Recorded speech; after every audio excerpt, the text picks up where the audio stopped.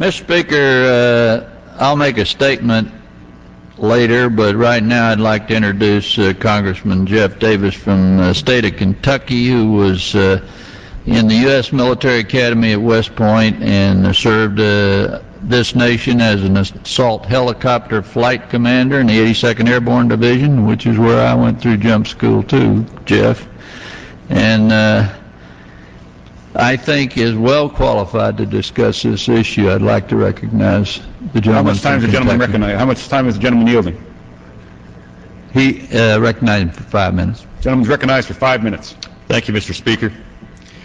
I rise today in support of our troops and dedicated civilian professionals, and to my former comrades and friends now serving, and against the Democrat resolution disapproving of reinforcing our troops in combat. This week, Congress has spent its time debating a futile, non-binding resolution, when in reality we should be debating policy initiatives that will help our troops in their mission and lead to stability.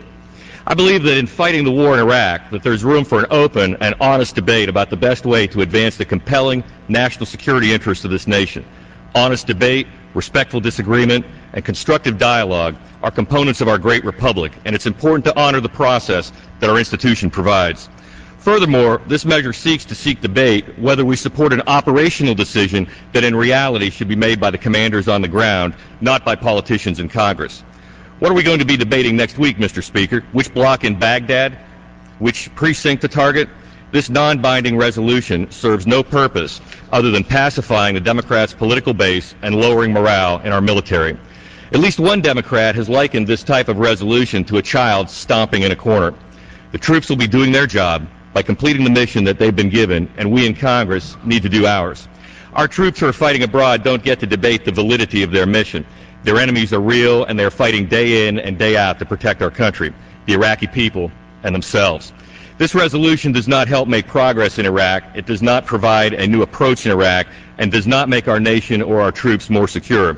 That's what we need to be doing, not wasting our time debating a measure that can dishearten and demoralize our citizens faithfully serving in theater while encouraging and emboldening the adversaries of stability.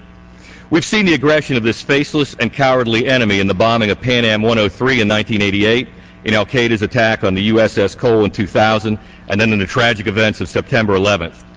This enemy is driven by hate and seeks to do Americans harm. Over the course of time, it has become evident that we are involved in a long-term struggle with Islamic extremism to preserve our freedom and the freedom of the world.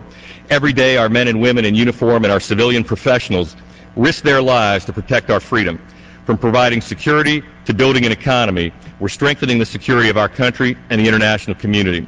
We've not had a terrorist attack on our soil in over 5 years because of our vigilance in pursuing the security of our nation at home and abroad. Success in Iraq is our only option for continued national security and the preservation of freedom. I've had the opportunity to speak to hundreds and hundreds of men and women in uniform whose experience spans all ranks, all services, and all units. Consistently, they share an optimistic and sober message about the importance of continuing the struggle to defeat Islamic extremists. A resolution like this blurs the many successes that they have had in the war against the extremists. The messages of our troops do not come without an understanding of the reality and the resources that we must commit to this mission. Fighting the terrorists will require a strong commitment, and the road to victory will be long. Our partners in Iraq have stated their commitment to the mission, and we must stand behind them. At the same time, the Iraqis must continue to assume responsibility for their success as a nation, that our commitment is not open-ended. Success in countering an insurgency largely happens outside the realm of combat. Security is only one aspect. We must work on establishing frameworks within Iraq that can keep the water running and the electricity on, which will in turn allow people to go to work and children to return to school. Returning normal life to Iraqis is important, but it should not be the sole responsibility of our troops who are providing security and stability. We need to strengthen the involvement of the international community in this endeavor as we empower and engage the Iraqis. I strongly believe that if we're to fully support our troops, that we must listen to what they're saying. And when the troops are saying that they're committed to their mission, then I believe we should listen. I remain a committed supporter of our troops, and I thank them for their service. Soon Congress will vote on the Department of Defense's supplemental budget, and in it the Pentagon is requesting $5.6 billion for troop reinforcement. This will be the real test of commitment, not this meaningless resolution. A yes vote on that funding supports the troop reinforcement being debated here today, and a no vote will delete funding on that important mission. This will not only show people where Congress stands, but give accountability to our actions here in Congress with a force of law behind it.